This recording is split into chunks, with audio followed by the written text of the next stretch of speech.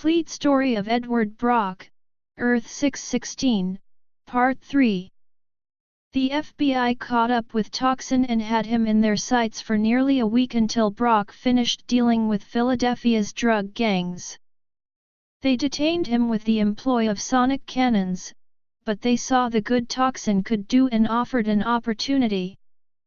Toxin became an agent for the FBI, with his handler Claire Dixon using a symbiote dampener to control the symbiote, and let Brock use it as long as he followed orders, but only when needed. Under Dixon's command, Eddie, John Jameson III, and Manuela Calderon instigated a trap to capture Carnage that resulted in Jameson, Carnage, and several agents being trapped in Grey Ridge Mine. Virginia. The team delved deeper into the mine to confront Carnage, ultimately discovering the entire operation and its downfall was part of a plan orchestrated by the mine's owner Barry Gleason to sacrifice Carnage in a temple hidden deep within the mines for a chthonic ritual. The team failed to apprehend Carnage, who had been empowered by Gleason's ritual instead of killed, and had escaped with the ritual's book, The Darkhold. Even after the Anti-Carnage Task Force was disbanded by the FBI, it continued operating with funding from Victoria Montesi, an occult expert looking for the Darkhold. 67 Early into their new adventure, they were joined by Jubulal Van Scotter, a young woman who had assisted Cassidy on her boat when she found him adrift, unaware he was a homicidal lunatic. Jubulal had also been merged to a symbiote in a failed attempt by Carnage to control her before she escaped from him. 68 Brock saw his team's subsequent quest to find Carnage and stop him from unleashing dark evils on the world as a signal that God was giving him a second chance to atone for his past wrongs, and tried to become a better man. 69 While tracking down Carnage, Brock also became very protective towards Jubulal, who had been discovered to share a psychic bond with Carnage. Brock's team finally located Carnage after the maniac delved deep into a mysterious uncharted island. Unfortunately, they arrived late, as Carnage had reached an ancient temple where he started a ritual to summon the elder god Than. As they came closer to Carnage, the psychic influence over Jubulal from the Carnage symbiote grew stronger. In a last-ditch effort to prevent Jubulal from being taken over by Carnage, Eddie gave her the toxin symbiote in hopes its presence in her body could diminish Carnage's influence. Eddie was initially reluctant due to the risk it posed for Jubulal to have two symbiotes, but she convinced him to give her the symbiote. Empowered with her own symbiote, the toxin symbiote and yet another one she absorbed, Jubulal confronted Than when he arrived. After Montesi took the Darkhold from Carnage and used it to empower Jubulal with the psychic energies of the entire world, she managed to banish Than. When the dust settled, the Anti-Carnage Task Force disbanded. Their members bid farewell to each other and parted ways. Eddie returned to the FBI, seeking to recruit new replacement members into the symbiote task force. When he heard rumors that Venom had returned to villainy, Eddie traveled to New York and volunteered his services. Upon arriving and seeing that his darling symbiote had indeed returned to Earth, Eddie tricked Spider-Man into helping separate the suit from its current host, Lee Price. Once the suit was taken away, Eddie freed it from its containment, reclaiming it to become Venom once again. However, Eddie was not completely at ease with being reunited with the Venom symbiote, as its renewed proclivity for extreme violence interfered with his desire to go straight and not relapse into being the lethal protector. After it caused him to murder a couple of tech thieves he mistook for terrorists, he visited the Our Lady of Saints Church and spoke with the new priest, who advised Eddie to reconsider rekindling his relationship, angering the symbiote. Attacked by the Scorpion after leaving the church, Eddie managed to defeat Gargan by exploiting his fear of the symbiote before passing out. The symbiote took over his body and returned to the church to vengefully attack the priest, saying it would kill anyone who threatened its bond with Eddie. 74 After taking the comatose priest to a hospital, Eddie overheard a young man say that his friends were killed and eaten by a humanoid monster with huge fangs in the sewers near Our Lady of Saints Church. Initially fearing the symbiote was responsible, Eddie lectured it on trust, and it revealed it knew he used Spider-Man to trick it and wasn't sure it could trust him either. In the sewers, Venom was attacked by a human-dinosaur hybrid and lapsed into a feral rage, killing it. Taking it to Alchemax, its place of origin, he learned that the military had released Stegron to them in order to research regenerative technology, but that Stegron had escaped and resumed his plot to conquer the world by turning people into humanoid dinosaurs. Eddie struck a deal with Liz Allen. He would hunt down Stegron and bring him in exchange for her finding out what was wrong with the Venom symbiote. Locating Stegron's lair, Venom discovered it was full of hundreds of dinosaur men, but was incapacitated and captured. The dinosaur men debated what to do with him, eat him or bless him by transforming him into one of them. Due to their indecision, Stegron decided to turn Eddie into one of them out of curiosity to see what it would do to the symbiote. Eddie was able to fight back, however, and caused a rupture in the wall that flooded the cave with water. Both the symbiote and Eddie escaped, and were found by Devil Dinosaur and Moon Girl. Moon Girl introduced herself and her dinosaur, and explained what they were doing. Devil Dinosaur had smelled the dinosaur men and led her to the sewers. Venom recommended that they both stay out of it before going back to Alchemax to talk to Liz Allen. Edward explained the situation of the dinosaur people, before the scientist Dr. Steven explained what was going wrong with the symbiote. It was losing physical cohesion, leaving pieces of itself that separate from the original mass, and losing psychological stability as well due to its recorruption. The greatest source of this problem was that the symbiote suppressant drugs that Eddie took during his time with the FBI altered his metabolism, causing his body to become incompatible with any Clintar that bonded to him. Eddie reacted with anger and denial, transforming into Venom and attacking Steven, but Liz calmed him down and said that if he killed Steven then no one could save his life. She informed him that Steven created a medicine that could stabilize his metabolism and prevent the symbiote from degenerating any further, and promised she would give him a supply to take home if he brought in Stegron. With prodding from the symbiote, Eddie accepted the offer, but Moon Girl's involvement led to Devil Dinosaur being psychically taken over by Stegron. Venom and Moon Girl were able to defeat Stegron, leaving him unconscious and terminating his control of the dinosaur people and Devil Dinosaur. Venom parted ways with Moon Girl and Devil Dinosaur, the former suggesting he act as the dinosaur people's protector. Eddie brought Stegron and the equipment back to Alchemax, and in return received a month's supply of serums.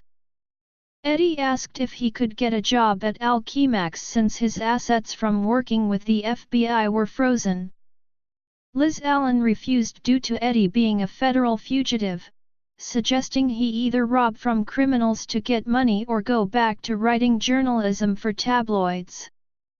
Eddie's renewed bond with the symbiote was not without complications, as it was dismissive of needing the medication from Alchemax and developed a habit of forcing him to sleep so that it could observe human emotions by watching TV. Out of a job and needing money, Eddie attempted to sell the television, but was unable to do so. During a one-sided fight with Jack-o'-lantern, Venom was abruptly pulled through a portal into a post-apocalyptic version of New York. He was approached by what appeared to be a small child, who reached out to take his hand but was killed by an incarnation of Captain America bonded to the Venom symbiote. Captain Venom told Eddie that what he'd seen was actually a monster that would have killed him, leading him to a group of venomized heroes and anti-heroes, Mania, Agent Venom, Venompool, and venomized versions of Ant-Man, Black Panther, Doctor Strange, Ghost Rider, Old Man Logan, Rocket Raccoon, Spider-Man, Spinneret, and X-23. The group started to explain to Eddie that a group of creatures called Poisons were hunting and assimilating incarnations of Venom across the multiverse. The venomized Spider-Man, whose version of Eddie Brock had never developed beyond being a revenge-obsessed supervillain, leading to Spider-Man retaking the Venom symbiote, interrupted the explanation by trying to pick a fight. Angered by their refusal to believe he'd gone straight, Venom demanded that Doctor Strange return him to Earth 616, but the Resistance was attacked by a poison version of the Hulk, who killed Agent Venom and captured Captain Venom. Separated from the others, Venom and venomized Spider-Man were forced to set aside their differences. During a fight against a poison version of Dr. Octopus, venomized Spider-Man was consumed and assimilated by a hostless poison despite Venom's best efforts to save him. Poison Spider-Man easily defeated Venom and was about to feed him to a hostless poison when Venompool, Spinneret, and Logan Venom intervened, and Poison Spider-Man retreated when the hostless poisons were killed. With Agent Venom dead, Spider-Man and Captain Venom consumed, and Venompool defecting, Venom proposed the Resistance take drastic measures to defeat the poisons by summoning an alternate version of Carnage. After Strange did so, the alternate Carnage recognized Venom, calling him not Daddy and threatening to kill him like he did the Eddie Brock of his reality. Venom tried to reason with him, but Carnage instead wanted to fight him and the other Venoms present. However, they were surprised by an attack by the Poisons, who had located them thanks to the new poisoned Deadpool. The Poisons took Doctor Strange and consumed Ghost Rider, who was killed by Carnage. Relocating to a new safe zone, Venom persuaded Carnage to agree to a truce, but Cletus said that after the war against the Poisons was finished their alliance would be over and he'd kill them all too. Taking charge of the team, Venom helped lead a rescue mission with help from Poison Deadpool, who had retained his original persona, defeated Poison Spider-Man in a rematch, and destroyed the Poison's ship before being returned to Earth 616. After returning home from his confrontation with the Poisons, further complications arose as a result of the symbiote's recorruption renewing its appetite for flesh.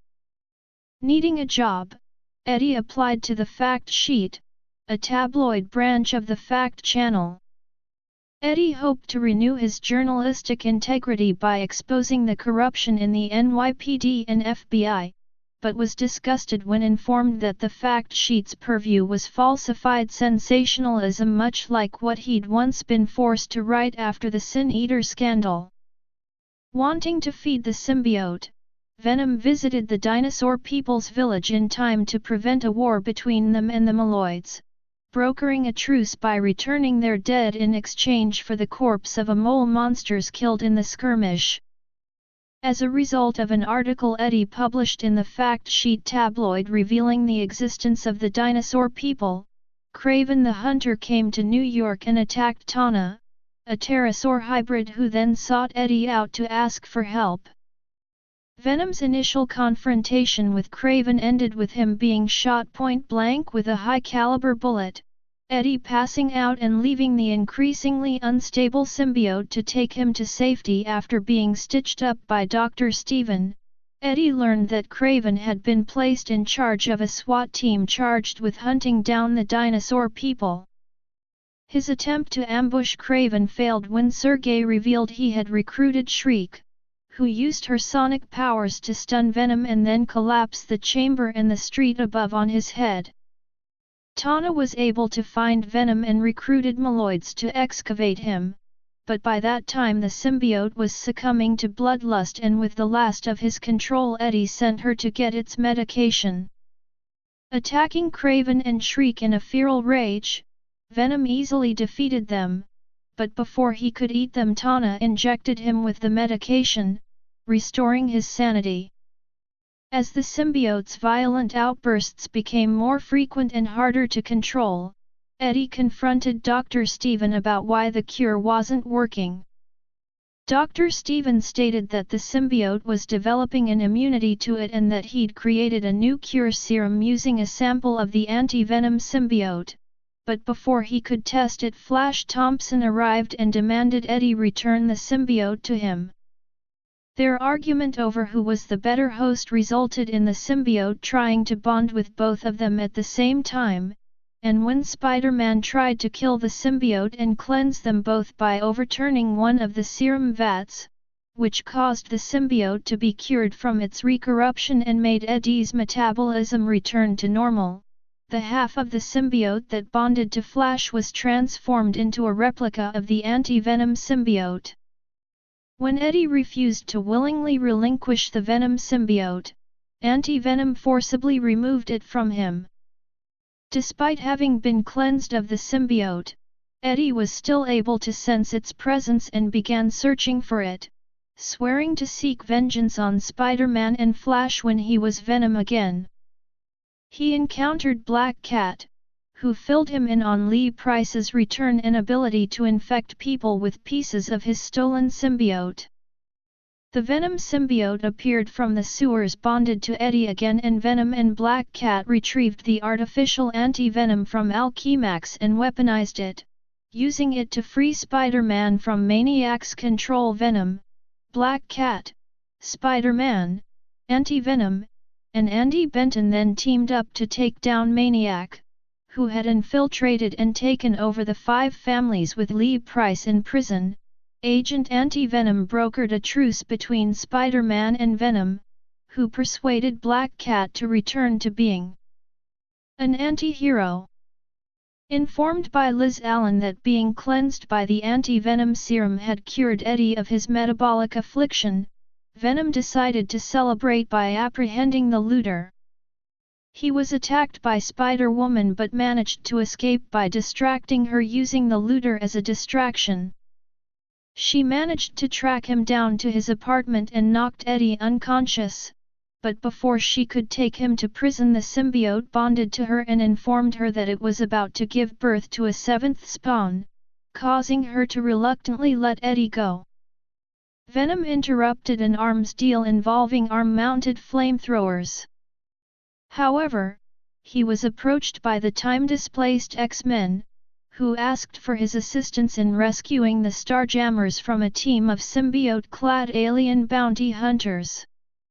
Eddie brusquely refused, only caring about his symbiote and not wanting to get involved in another battle for its species, but the symbiote scolded him for being stubborn and rude. The young X-Men attempted to capture him by force, provoking a fight that ended when the Venom symbiote knocked Eddie out. Regaining consciousness on board the X-Men's Blackbird, Eddie was initially enraged but reluctantly agreed to assist them on behalf of the symbiote. When the symbiote-augmented space pirates attacked them and badly wounded Scott, Venom bought time for the young X-Men to escape before pursuing an alien who he'd noticed spying on them and who had sold them out. Venom tortured the alien for information and then killed him, leaving his partially eaten remains suspended by webbing, then tracked down the young X-Men and led them to Hayes Manser, an arms dealer specializing in symbiotes. Venom infiltrated Hayes Manser's warehouse and confronted him, but was caught off guard when the arms dealer recognized the Venom symbiote as one he'd previously captured many years ago and was subsequently incapacitated. The X-Men bonded with some of the symbiotes and defeated Hayes Manser. Jean Grey used her powers to read his mind and discover he put trackers in the symbiotes. With that, they delivered him to the Nova Corps and tracked down the bounty hunters. However, a poison craven the hunter freed him from prison so he could help to abduct the symbiotes from their planet and weaponize them so they couldn't be separated from their hosts while saving the Starjammers. Jean was consumed by a poison along with Killer Thrill, creating Poison Marvel Girl and Poison Killer Thrill. Venom warned the X-Men to stay away from the unbound poisons. Fortunately, the Starjammers, who weren't fused with a symbiote, managed to help Venom and the X-Men escape and eventually return their symbiotes to the Klyntar's planet, but when they arrived all the symbiotes there were gone, but they immediately understood the poison's plan. En route to Earth, Venom and the young X-Men contacted Jimmy Hudson and warned him of the oncoming threat. Upon arrival, Venom discovered they were too late when he was confronted by Spider-Man, who had been bonded to a symbiote and initially blamed Venom for the poison's attack, trying to pick a fight before being stopped by Magneto. Venom brought the superheroes who had been infected with symbiotes to Alchemax, protesting Liz and Dr. Steve's suggestion of using Agent Anti-Venom to kill the symbiotes. Venom suggested using Flash to annihilate the poisons instead when it was discovered his touch was lethal to them. When Cyclops mentioned that he could still sense Jean Grey, Venom scolded him for falling for an obvious trap, though this resulted in Alchemax being attacked by a battalion of Poison's 96 opting to directly attack the Poison's mothership. Venom and Spider-Man battled Poison Carnage, who nearly decapitated the former and impaled the latter. To save his longtime rival, Venom threw Poison Carnage into space before helping the young X-Men take down the Poison Queen, destroying the hive and seeing to it that the surviving symbiotes were returned to Klyntar.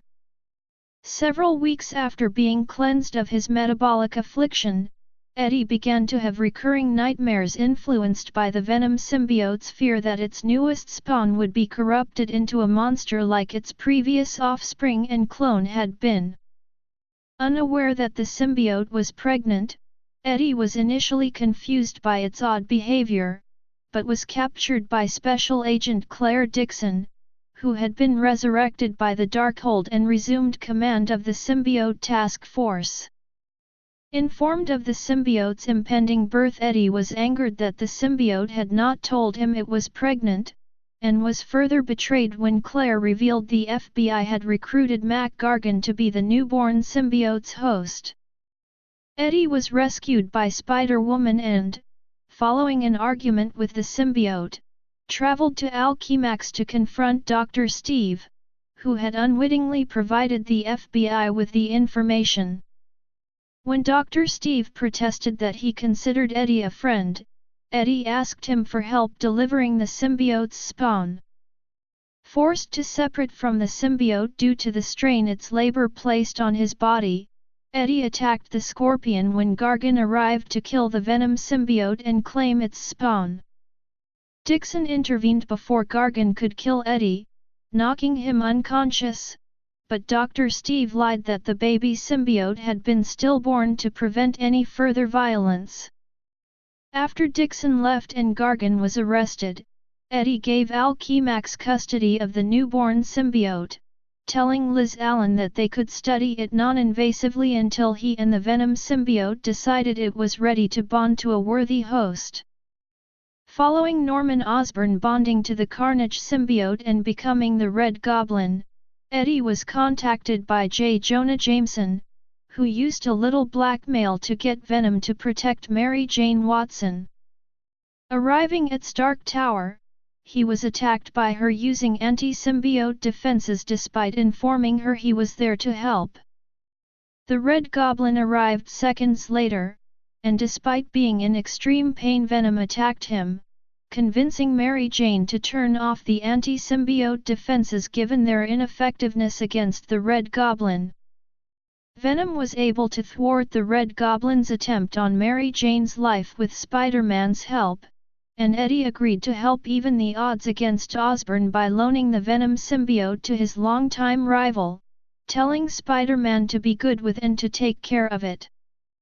Spider-Man later declared to Flash Thompson that he forgave Venom moments before he passed away, and the symbiote separated from him and made its way back to Eddie.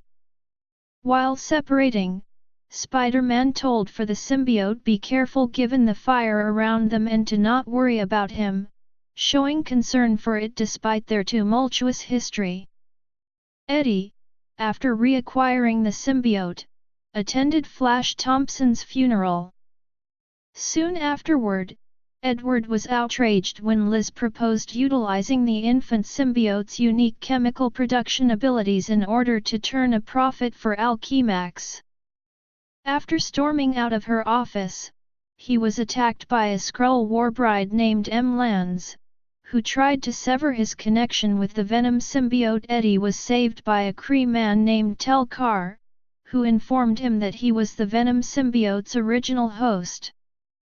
Venom took Tel-Kar to Alchemax for medical treatment, the symbiote regaining its long-suppressed memories of being bonded to him during the Kree-Skrull War. Tel-Kar asked Eddie to return the symbiote to him, but it refused, and Tel-Kar promptly attacked Liz before blackmailing the symbiote into rejoining with him by threatening its offspring. Dubbed Sleeper M. Lanz arrived too late to stop him, revealing that Tel-Kar was planning to unleash a potent bioweapon the Skrull had developed during the war. In order to rescue the Venom symbiote, Eddie bonded to its offspring and accompanied M. Lanz into space. Eddie was reunited with the Venom symbiote when it managed to rebel against Tel-Kar, and while the Kree Armada destroyed the research station, Venom returned to Earth alongside the Sleeper symbiote, M. Lanz stating she hoped to never see him again. Eddie went to Alchemax to formally cut ties with Liz Allen, but was denied entrance by the security guards. Encountering Harry Osborn, Eddie confronted him over his dismissal and the two wound up going out for drinks. Eddie and Harry compared their respective supervillain careers and bickered over who had been a better archenemy for Spider-Man, eventually agreeing that family was what inspired them to better themselves. Eddie returned to his apartment to find Tel-Kar had survived and stowed away on M. Lanz's ship, prepared to fry the Sleeper symbiote with what was left of M. Lanz's halberd. The Venom symbiote separated from Eddie to shield its offspring from the attack, and Tel-Kar revealed to Eddie that he had coded the last remaining sample of the bioweapon to exterminate humanity. The Sleeper symbiote caught the bioweapon capsule and Eddie tackled Tel-Kar out the window of his apartment. Despite getting some good blows in, Eddie was overwhelmed, but before Tel-Kar could kill him, the Sleeper symbiote bonded to and lobotomized him as revenge for what he'd done to the Venom symbiote. Eddie was dismayed by what Sleeper had done, but the young symbiote bid him farewell, intent on exploring the cosmos using Tel-Kar's body as a meat puppet. Eddie returned to his apartment and rebonded to the Venom symbiote, assuring it that they would be together forever.